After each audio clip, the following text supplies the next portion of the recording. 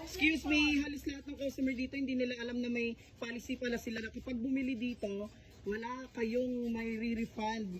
Kahit palitan yung item, wala. Kahit nasa resibo na pala ang rules nila, wala ditong nakalagay or nakapaskil. Emergency, nagtatay yung pasyente ko, 50-50 doon sa hospital, ayaw nilang palitan. Almost 1 hour ako na nandito, nakikipagmatigasan po sila. Ayun o, wala o. Andito ang policy nila. Excuse me po, hahanapin mo pa, nagmamadali ka, emergency. Hahanapin mo pa dito. Sige nga. Ayun, ang dami nilang customer. Minatingin ba ng policy nila dito? Hahanapin mo pa. Wala. Ayan po, manager nila. Yung manager nilang tinatawanan ako kanina. Pares na large? Ayun din sila. Wala po pong large.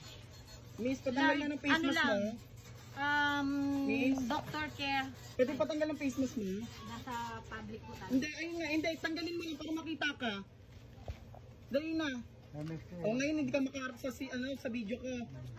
Opo, kailangan i-post mo yung video. Hindi, iharap mo yung pass mo. Dali, patingin ako ng pass. I-post mo yung video. Wala.